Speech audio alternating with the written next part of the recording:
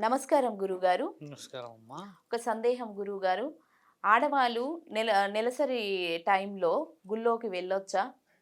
పూజలు చేయొచ్చా అనేది ఒక సందేహం గురుగారు. ఒక పురుషుడికి స్త్రీకి ఎందుకంత ఇద్దరి మధ్యలో వ్యత్యాసం హ్మ్. మీరు అడిగిన ప్రశ్న. హ్మ్. ఒక స్త్రీ ఋతుచక్రం జరిగినప్పుడు అపవిత్రమైనప్పుడు హ్మ్. వీర్యాన్ని స్ఖలించగలిగిన పురుషుడు ఎలా అపవిత్రం కాదు? అవును గురుగారు. ఒక డీప్ ప్రశ్న. హ్మ్. ఒక స్త్రీ అపవిత్రం 5 రోజులు అయినప్పుడు పురుషుడు వీర్యం అనేది శరీరంలో ఉత్పత్తి అవుతూనే ఉంటుంది. బాగా తిన్నప్పుడు కానీ ఇంకేదైనా సమయంలో ఒక డేలో హ్మ్. ఇన్ని ఉత్పత్తులు జరిగిన పురుషుడు వీర్యస్ఖలనం అనేది జరిగినప్పుడు అపవిత్రం ఎందుకు కాడు హ్మ్. అన్న విషయం కొంచెం డీప్గా చెప్తాను తల్లి. ఎక్కడైతే స్త్రీ ఉంటుందమ్మా, ఈ ఋతుచక్రం అనేది జీవకణాల యొక్క స్థితిగతులు. జీవకణం అంటే పురుషుడు మరియు స్త్రీకి మధ్య తేడా. హ్మ్. అసలు ఏంది పవిత్రం, ఎక్కడ అపవిత్రం అనేది. హ్మ్. ఒక పురుషుడు పవిత్రం ఎలా అవుతాడు, హ్మ్. ఒక స్త్రీ అపవిత్రం ఎలా అవుతుంది? హ్మ్. గర్భం దాల్చిన స్త్రీ ఉంటుంది కదా తల్లి, హ్మ్. ఎవరైనా మొదటి అవును. నెల గర్భం అవును. దాల్చినప్పుడు ఒక బిడ్డకి జీవం మొదలవుతున్న తరుణం గమనిస్తే అవును గురువు. ఆ బిడ్డకి ఏం తినిపిస్తారమ్మా? మనమైతే ఏది పెట్టం కదా. ఏమి ఈ యొక్క అమ్మ ఎవరైతే ఉంటారో స్త్రీ, హ్మ్. ఆవిడ రక్తపు మాంసపు ముద్దలు తింటాడు. హ్మ్. మరి పురుషుడు పవిత్రం ఎలా అయ్యాడు బాగా గమనించాలి. అవును. కొంచెం డీప్గా వెళ్తాను నేను. హ్మ్. పురుషుడు 9 నెలలు తల్లి యొక్క రక్తాన్నే తిన్నాడు అక్కడ. అవును గురు. పురుషుడు 9 నెలలు తల్లి యొక్క మాంసాన్నే తిన్నాడు అక్కడ. హ్మ్. పురుషుడు 9 నెలలు తల్లి యొక్క ఊపిరే పీల్చుకున్నాడు. ఆయన హ్మ్. ఏది తింటే అది మొత్తం ఆయన జీవితం అంతా అందులోనే గడిచింది. హ్మ్. పురుషుడే అని కాదు, అక్కడ స్త్రీ అయినా సరే గర్భంలో. హ్మ్. అలాంటప్పుడు ఆ పురుషుడు హ్మ్. ఈ జీవకణం ఎలా పవిత్రమయ్యింది, అపవిత్రమయ్యింది? మరి ఈ జీవకణాన్ని తిని పెరిగిన పురుషుడు గాని స్త్రీ ఎలా పవిత్రమయ్యాడు? హ్మ్. కొంచెం డీపెస్ట్ క్వశ్చన్ ఇది. హ్మ్. ఎందుకంటే స్త్రీ పురుషులు ఇద్దరు పవిత్రమైన వాళ్ళే. హ్మ్. ఎందుకంటే ఒక పురుషుడు 9 నెలలు ఆ రక్తపు మాంసపు ముద్దలు తిన్నందుకే ఆయన పురుషుడు అన్న ఒక శరీరాన్ని చేసుకున్నవాడు. ఈ యొక్క జీవకణం మొత్తం జీవితం అంతా అర్పించేసిన శరీరమే ఒక పురుష శరీరం. అవును గురు. మరి పురుషుడు కంప్లీట్గా అపవిత్రం అయిపోవాలి అవును గురు. వాస్తవంగా. హ్మ్. అయితే ఇక్కడ ఏం జరుగుతుందంటే అమ్మా, ఒక స్త్రీ శరీరాన్ని దాల్చినప్పుడు శరీరంలో బిడ్డ పెరగడం చేయడం ఇవన్నీ వచ్చాక హ్మ్. పురుషుడి వీర్య స్ఖలనం అనేది హ్మ్. ప్రాణం పోయడానికి ఉపయోగపడుతుంది. హ్మ్. స్త్రీ అండం హ్మ్. పిండం రెండు, ఈ అండం ఏదైతే ఉంటుందో స్త్రీలకి, ఈ అండాలు అనేది విడుదల కాగానే చనిపోతాయి. హ్మ్. కాబట్టి స్త్రీలు అపవిత్రం అవుతారు. ఓకే. తెలుసుకోవాల్సిన విషయం ఎలా అంటే, జీవకణం ఏంటంటే దానికి fraction of seconds, it's takes hardly ఇట్లా బయటికి రావడం, తిరగడం, ఋతుచక్రం ఇలా వచ్చేసి చనిపోతూ ఉంటే ఆ బ్లడ్ అనేది ఫ్లో అవుతూ ఉంటుంది కదా. హ్మ్. అదే శారీరకంగా కలిసినప్పుడు పురుషుడు ఏం చేస్తాడంటమ్మా, ఈ జీవకణానికి ప్రాణం పోస్తాడు. హ్మ్. కాబట్టి పురుషుడి విషయము స్త్రీ విషయం అంటే, పురుషుడి శరీరాన్ని పోల్చినప్పుడు స్త్రీ యొక్క మొత్తం తనువు, మనసు, శరీరం, అంతఃకరణ శుద్ధితో వచ్చాడు. కానీ హ్మ్. ఆయన గారు ఏదైతే పిండాన్ని అంటే ఈవిడ అండంతో కలుపుతాడో అమ్మ, హ్మ్. కలిపినప్పుడే ఈ అండం పిండం కలిపిన ఆ తరుణమే బ్రహ్మాండం. హ్మ్. అంటే ఒక జీవి పుట్టడానికి గల కారణం. హ్మ్. ఇది శాస్త్రం రుజువు చేయబడ్డ విషయాలు. అవును. Now will come to the society about science. Hmm. ఎలా ఇది అపవిత్రం చేశారు అంటే, if we go to the ancient days అంటే లాంగ్ ఎగో మనం వెళ్ళినప్పుడు హ్మ్. స్త్రీలు వ్యవసాయం చేసేవాళ్ళు. అవును గురు. వ్యవసాయం చేసినప్పుడు అదంతా పవిత్రత. అవును గురు. మరి ఇల్లంతా కల్లాప చల్లి మట్టితోనే అలక. అవును గురు. అలాంటప్పుడు దుస్తులు చాలా తక్కువ శాతం అప్పట్లో. హ్మ్. తాటి మట్టలే ఎక్కువ ఉండేటివి. ఇల్లు కూడా అలాగే ఉండడం చేత స్త్రీని ఒక దగ్గర ఒక స్థలానికి పవిత్రం ఎందుకు చేశారనంటే, హ్మ్. ఈవిడ దుస్తులు చాలా తక్కువ. ఇప్పుడు ఉన్న అడ్వాంటేజెస్ అయితే లేవు కదా తల్లి ఒకప్పుడు. లేవు గురు. అందుకని హ్మ్. వాళ్ళు they use to SIT in one place comfortably. ఆ హ్మ్. యొక్క బ్లీడ్ అదైతే ఉంటారో రక్తస్రవం ఆ ప్రాంతానికే పరిమితం కావాలి. ఓకే. ఆ ప్రాంతమే తాటి మట్టలు. తాటి మట్టల మీదనే కూర్చునేవాళ్ళు. ఆ. ఆ తర్వాత ఆ తాటి మట్టలు తీసుకొని పడేసినా లేకపోతే కడిగినా చేసినా కూడా దాని స్థితి వేరు. అవును గురు. అలా ఉన్న ఆ తరుణమే. ఈరోజు అలాంటిది లేదు మా తల్లి. ఈరోజు ఒక అమ్మాయి కానీ ఒక స్త్రీ కానీ నేను ఇలా ఉన్నానని చెప్పేంత వరకు కనిపెట్టే పరిస్థితులు లేవు. లేవు గురు. కానీ హ్మ్. ఆడబిడ్డ ఎంత గౌరవించబడుతుందంటే, హ్మ్. మేము ఇలా ఉన్నామని చెప్పి రారమ్మా. అవును గురు. ఆ గౌరవానికి గౌరవం ఇవ్వాలి. అవును గురు. ఇంకో విషయం ఏంటంటే, రక్తస్రావం అనేది జరిగినప్పుడు స్త్రీ ముఖ్యంగా హ్మ్. హెల్త్ లాస్ అవుతుంది. అవును. ఎలా లాస్ అవుతుంది అంటే అమ్మా, మనము వివరణ కొంచెం డీప్గా చెప్పగలుగుతాం. So I can explain through hand. ఇలా ఉంటుంది కదా బాడీ. ఉమ్, ఇక్కడ ఉన్న ఈ న్యూరలాజికల్ సిస్టమ్ ఏమవుతుందంటే అమ్మ, వాళ్ళకి నడుము బలహీనపరిచే అవకాశం ఎక్కువ ఉంటుంది. అవును. ఆ ఇంటర్నల్ ఫ్లోనే కాబట్టి. అవును గురువు. అప్పుడు ఏమవుతుందంటే ఈమెకి విశ్రాంతి అవసరం. ఉమ్, దీంట్లో విశ్రాంతి ఎందుకు గురువు గారు ఈవిడకి అని అంటే, ఆడవాళ్ళు ఇలా కాళ్ళు ఇట్లా మనం ఎలా చెప్పొచ్చు అంటే ఇలా కూర్చుంటారు కదా, ఇలా అవును. కూర్చొని వాళ్ళు అన్ని పనులు చేయాలి. అప్పుడు వంట ఉమ్, చేయాలన్నా, కట్టెల పొయ్యి దగ్గర కూర్చోవాలన్నా, అవును. ఇల్లంతా అలకాలన్నా కూడా ఈ కాలు కిందికి పెట్టి ఇలా ఇలా పాకుతూ ఇప్పుడు ఎక్కువ శాతం రాజస్థాన్లో చూస్తాం, ఊర్లలో చూస్తాం. అవును గురువు. అలా ఉండడం చేత ఏమవుతుందంటే అమ్మ, ఫ్లో ఎక్కువ అయ్యే అవును. అవకాశాలు ఉంటాయి. అవును. Only that is the reason. ఆ రీజన్ తప్పితే ఆడపిల్ల ఎక్కడ పవిత్రం లేదు.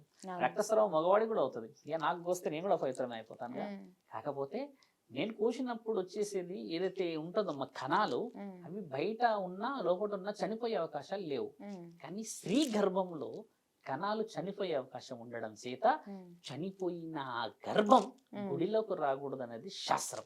ఓకే. అంతే కానీ అవును. మిగతా విషయాలు ఎక్కడా పొందపరచలేదమ్మా. ఉమ్, దేవి పురాణం, అష్టాదశ శక్తి పీఠాలలో నా తల్లి పార్వతీమాత గురించి వివరణ ఇచ్చిన దాంట్లో ఇదొకటి ఉంది. ఉమ్, లైవ్ ఎగ్జాంపుల్ కామాఖ్యాదేవి గౌహాటి. ఆ, అమ్మకి ఇప్పటికీ ఆ శిల్పం నుంచి రక్తస్రావం వస్తుందంటే నమ్ముతామా అమ్మ? 3 రోజుల్లో అమ్మకి తెల్లటి వస్త్రం పరిచి వెళ్తారు అక్కడ. ఉమ్, మీరు గమనించవచ్చు, గౌహాటిలో శక్తిపీఠాల్లో అమ్మ 5వ స్థానము. ఆ, అమ్మ కామాఖ్యాదేవికి 3 రోజులు గుడి బంద్ చేస్తారు ఋతుచక్రం వచ్చినప్పుడు. అవునా. ఆ తెల్ల క్లాత్ అమ్మ రక్తంతోనే నిండిపోతుంది. ఉమ్, ఎంత శాస్త్రం ఉందో తెలుసా అమ్మ? ఆ రక్తాన్ని, ఆ క్లాత్ని ఏం చేస్తారంటే చిన్నగా చిన్నగా చిన్నగా కట్ చేసి గర్భకోశ వ్యాధులకి, పిల్లలు కాని వాళ్ళకి, ఆహా. కడుపు నొప్పి ఉన్న వాళ్ళకి ఇస్తారు అక్కడ. మీరు అవును. ఇప్పుడు కూడా వెళ్తే కనబడుతుంది అక్కడ. ఆ. అంత శాస్త్రం అమ్మ.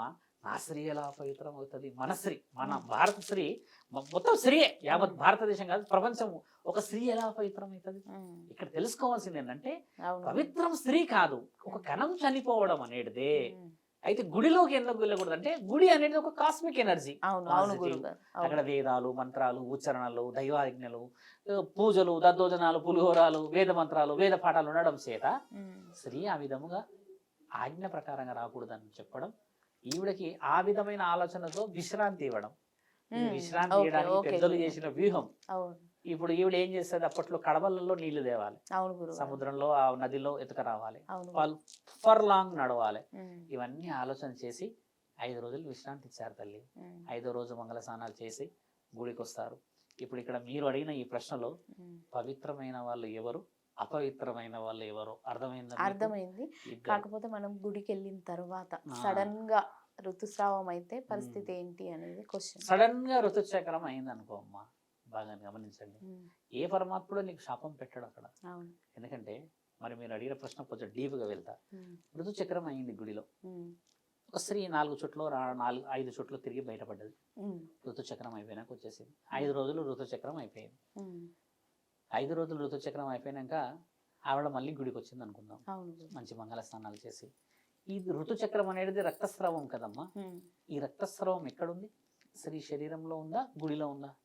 శరీరంలో. మరి శరీరంలో ఉన్న ఆ స్త్రీ ఎలా పవిత్రం అవుతుంది?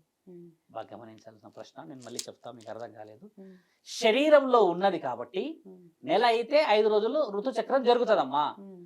5 రోజుల తర్వాత కూడా అది శరీరంలోనే ఉన్నది కదా.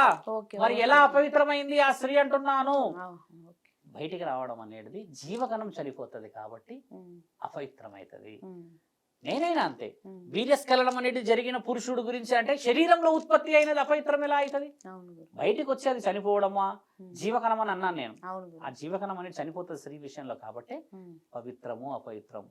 ఈ రోజుల్లో ఎన్నో మోడర్న్ గా వచ్చాయి తల్లి. ఉమ్, దట్ ఈస్ అది వేరు విషయాలు. కొంతమంది అంటారు శారీరకమైన సంభోగం అనేది ఒకప్పుడు ఇంత లేదు కదా, ఉమ్, ఒక దాంట్లో ఒక ప్రక్రియ ఉండేది. ఉమ్, ఇప్పుడు ఇంత అడ్వాంటేజెస్ ఉన్నాయి, ఇంత న్యూడ్, ఇంత నాకెడ్ వచ్చిన సిచ్యువేషన్స్ లేవు కదా. ఉమ్, ఒకప్పుడు ఒక స్త్రీని చూడాలన్నా కూడా ఒళ్ళు గగురు పుట్టేది ఒక మగవాడికి, ఉమ్, ఎంత భయం ఉండేది కదా. ఇప్పుడు ఉందా తల్లి అలాగా? అవును. ఎక్కడి నుంచి చూస్తున్నాడు, వాడు జూమ్ చేసి ఏమేమి చూస్తున్నాడో తెలియని పరిస్థితులు ఉన్నాం కదా. ధర్మం నా స్త్రీ కాపాడుతుంది, మన స్త్రీ, మన భారత మండలం కాపాడబడుతుంది అని అంటే ఈ పురుషుడు ఈ స్త్రీ ఇద్దరి వల్ల కాపాడుతుంది. అప్పట్లో ఋషులు మహారుషులు వేద వేద వేద యోగినులు యోగులు ఇచ్చిన శాస్త్ర గ్రంథం అమ్మా ఇది. ఉమ్, మరి ఎలా మనం దీన్ని తీసుకరించాలి అనేది మీరు ఆలోచించండి. స్త్రీ ఎప్పుడు పవిత్రమే, పురుషుడు ఎప్పుడు పవిత్రమే. స్త్రీ రక్తస్రావమి పవిత్రమైపోయింది, అపవిత్రమైపోయిందంటే ఉమ్, ఆ రక్తస్రావాన్ని తిని రక్తపు మాంసపు ముద్దలతో వచ్చిన శరీరం మరి ఏం పవిత్రమవుతుంది? అది అవును అపవిత్రమే కదా. అవును అందుకే ఆడవాళ్ళు ఏమంటారు తెలుసా అమ్మ, గొడవ అయితే అరే నీవు నా రక్తపు మాంసపు ముద్దలరా. ఉమ్, ఆ స్త్రీ అనే మాట అది. ఓకే ఆ అమ్మ రక్తాన్ని తిన్నాడు, ఆ అవును అమ్మ గురువు. రక్తాన్ని తాగాడు. ఉమ్, ఆ అమ్మ రక్తాన్ని కాదు కణకణాలని తిన్న శరీరం రాని కొడుకులని తల్లులు ఎంత ఘోరంగా కొడతారు మీరు అవును గమనించండి. అవును గురువు. అసలు ఎక్కడ కోపం రాదు వాళ్ళకి, అవును ఓ గుద్ది గుద్ది పడేస్తారు, కానీ ఆ ఉమ్, కొట్లాట అయిపోయే లోపే కలుసుకుంటారు మళ్ళీ. అవును గురువు. ఇలాంటి ప్రేమలు గర్భంలో నుంచి వస్తాయి. స్త్రీలు కూడా, పిల్లలు కూడా అలా, ఆడపిల్లలు కూడా అట్లే కొడతారు తల్లిలు. అవును అవును ప్రపంచంలో తల్లి చూపించినంత ప్రేమ శివుడు కూడా చూపించాడు. ఆ అవును కొట్టుల్లోనే ప్రేమ ఉంటుంది తల్లి. అవును గురువు గారు. నాన్నలు కొడతారు, వాళ్ళది వర్షన్ వేరు, అవును గురువు. మోసింది నాన్న కాదు కదా. అవును గురువు. కాబట్టి ధర్మం ధర్మమే. ఇంకో విషయం ముగించే ముందు, బిడ్డ 9 నెలలు తల్లికి అంటది కాబట్టి, మోస్తుంది కాబట్టి ప్రేమ. అవును గురువు. కానీ తండ్రి మోయడు కదా, తండ్రి కనడు కదా. అవును గురువు. మరి ఎందుకు ఆ ప్రాణం విలవిలలాడుతుంది బిడ్డ మీద? మీకు తెలుసా తల్లి? అవును. వీర్యాన్ని మోస్తాడు కదా, అవును గురువు. వీర్యం మోస్తాడు కదా, ఉమ్, ఆ ప్రేమ అది తల్లి.